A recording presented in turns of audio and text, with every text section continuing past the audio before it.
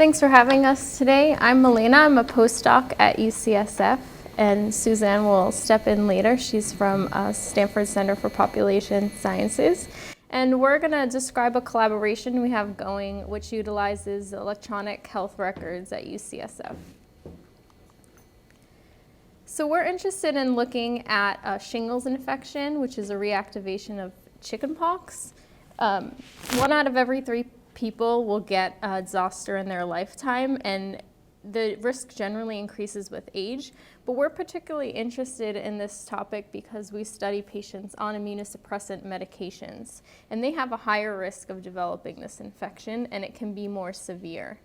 And currently there's limited knowledge as to which specific patients are at highest risk, if there are certain medications associated with the infection. And this is important to know so we can better treat people before they get the infection. What's interesting is that the clinical reporting of zoster in the electronic health records is not always clear. So it's often treated outside of the specialty clinic, and at UCSF, most people come for the specialty clinics. So if someone's treated in an outpatient clinic or by their primary care physician, it's usually just entered in the note that they had shingles, it was treated, and it cleared. It's sometimes entered as an ICD code, which is a structured field, but it's believed that this is for more severe infections. So if someone was hospitalized or they have this ongoing chronic infection, then it would be an ICD code. So we thought that the ICD codes were underestimating the prevalence of the infection, and again, it was biased towards more severe cases. So the goals of our project were to apply and validate a text mining system to extract incident zoster infections from the EHR clinical notes. And then we would look at if the ICD codes were in fact associated with more severe cases. So again, we're working with the EHR at UCSF, and it's data from 2012 to 2016, and that includes data for over 800,000 individuals.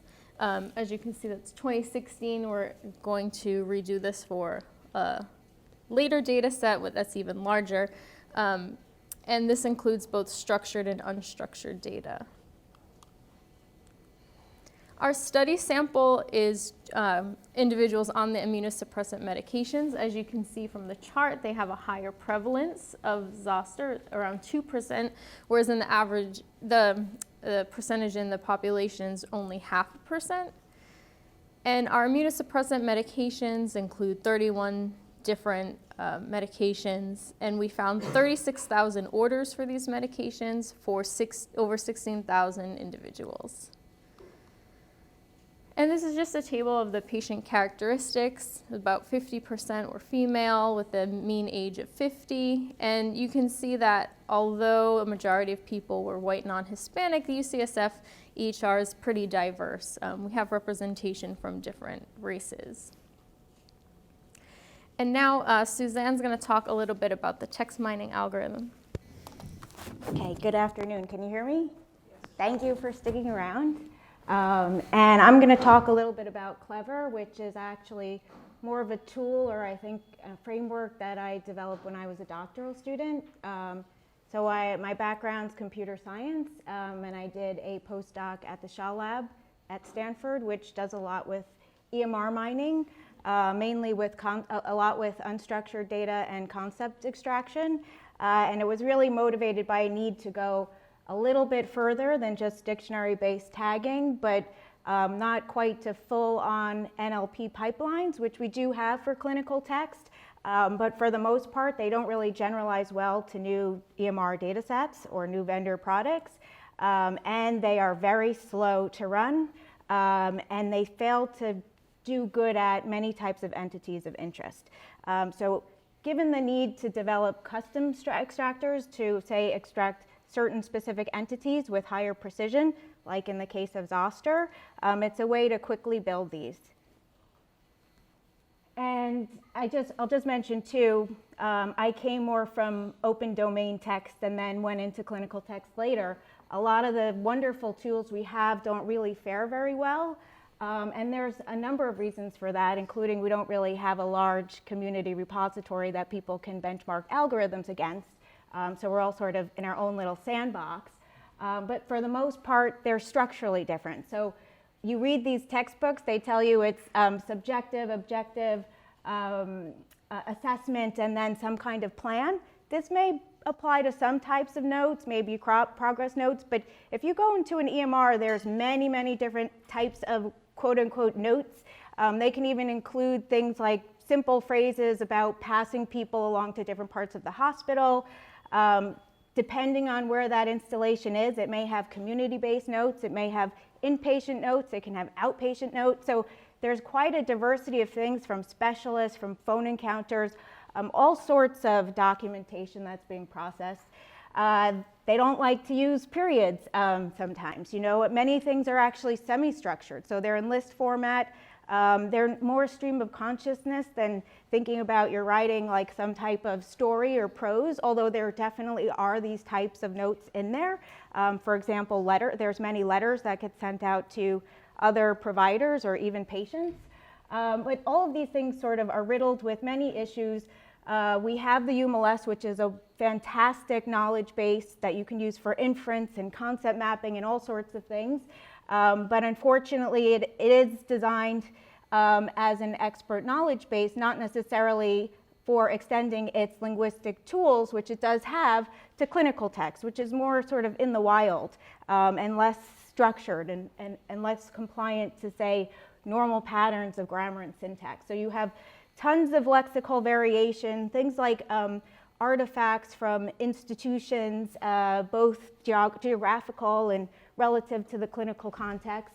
And it sort of riddles clinical text with all of these issues. So there really is a need to kind of just borrow from basic tools, but also be able to customize them as needed for these specific contexts. And this is really what this does. There's many ways to do it. This is just does it very quickly and gets kind of the basic things across. So this is really how one might use it for something like like detecting quality outcomes from a patient. But in the first step, there's terminology construction.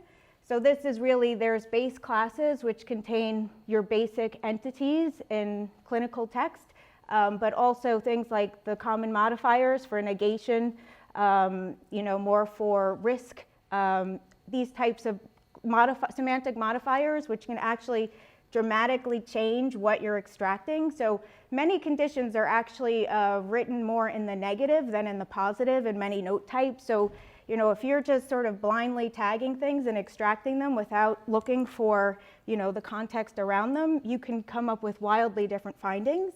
But you could actually do it accurately too, because people can say different things about the same patient. So, there's all of these issues.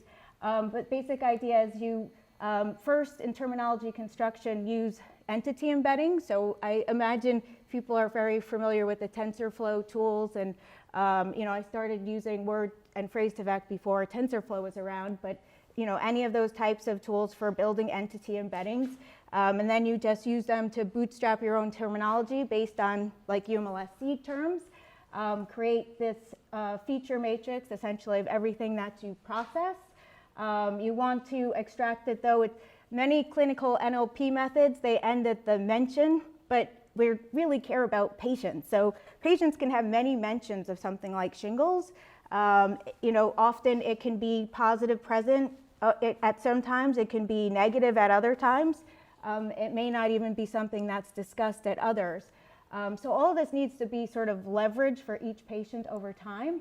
And then there's also ICD codes in there too. So the thing with shingles is you have both unstructured data that might be providing evidence of somebody having a positive case of shingles, but in some cases it may be coded. So to sort of think blindly that everything's in the clinical text or in the structured data is absolutely naive. So a lot of what this does is bring back merging both of those. So this is really just post-processing.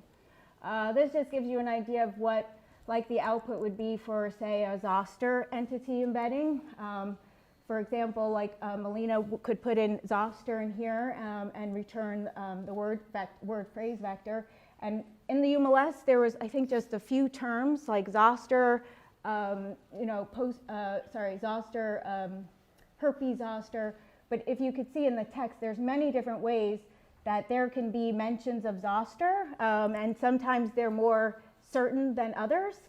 So being able to pull all of these other terms and phrases that are also indicative of zoster, but are not in your regular language resources that you can map up to the concept zoster, helps a lot with these sparsity issues and helps refine like the clinical signal. So I'm not going to get too much into this, but I'd say a lot of just your plain dictionary-based tagging tools, they don't extract provenance for you or document offsets where things are tagged and some of the context, so this really does that. They also don't really take advantage of some of the more discursive elements like the section or the note type. So this really extracts all of that. And in the end, it annotates if it's negative. Here it was mainly because it was some type of screening term, which I get, it's more related to the evaluation of zoster infection, not actually having zoster. So, and I think within the work too, many cases of zoster are actually related to testing for zoster or evaluation for zoster, not positive present zoster. And thinking about, folding this into an epidemiological experiment, you really need to be able to discern what's what. And that was just a case of where it's positive. But I'll just move on because in the interest of time. So in a nutshell, what was done, generating this dictionary of terms, so based on a zoster embedding, running Clever, essentially tagging it and doing some post-processing, compiling the file notes for each patient, aggregating them by positive and negative. This is also done for positive present versus historical. And each patient was defined as a case if it had one or more positive mentions of zoster and within this time of the medication window. And I should just say too that in this particular case it seems to work fine where one positive mention is fine, but this is often a problem if you want to roll things up to the patient. Your tagger is not going to tag everything completely accurately, so you may get negatives and positives for the same individual. You may need to figure out other ways of dealing with that, whether it's putting it into a statistical classifier, if you have some label data or other things, but it worked here, may not always work. So just wanted to share that too. Just some results quickly. So contrary to our expectation, we found fewer NLP labels compared to ICD codes. Which was interesting is that we realized the ICD codes were being used by clinicians as like a laundry list, and they would carry over infections even that happened 6 months ago.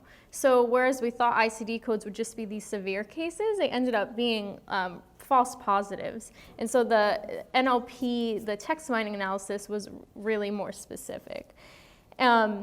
We found difficulty differentiating between diagnosis and vaccine. They would both be listed as something like zoster in a year. So we have to further refine that in our next iteration. And if an outbreak occurred prior to 2012 when the EHR started, it wouldn't be found in the structured data, but we do have historical notes. So we were able to get kind of more the older outbreaks, which was interesting. And again, we're currently rerunning the pipeline on a larger and more recent set of notes. And we're hoping to go beyond shingles infection to other types of adverse events for individuals on immunosuppressant medications. So we'd like to acknowledge our funding sources, and I kind of jumped in without really talking about our group, but at the UCSF side, we're the Rheumatology Quality and Informatics Lab under Janus Yazdani and Gabriela Shmajuk. And we are interested in other people who want to learn more about biomedical text analysis. We have many different projects going on, including a national registry of notes of rheumatologists across the US. And we have monthly or every other month meetings with Stanford where we talk about machine learning, NLP projects, and anyone who's interested, just email me. You're more than welcome to attend and hear more about what we're doing. Thanks. Thank you.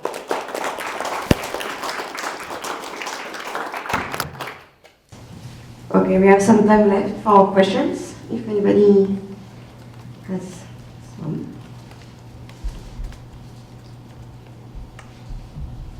Yes. So you mentioned phrase to vec, so why can't you just put underscores between pairs of words use word to vec? I've never used phrase to vec. Well, you know, I wanted to do up to like, I think it did up to 4 or 5 grams there. Okay, this is good to know. Thank you.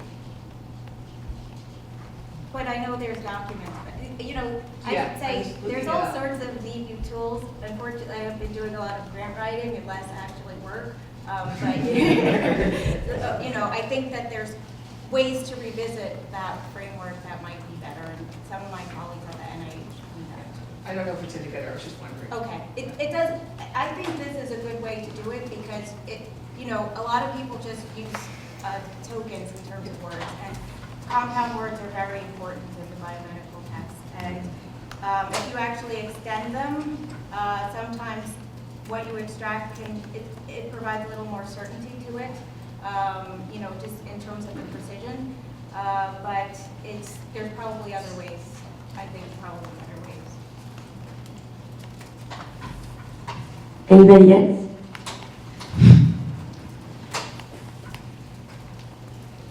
Okay, then, thank you very much.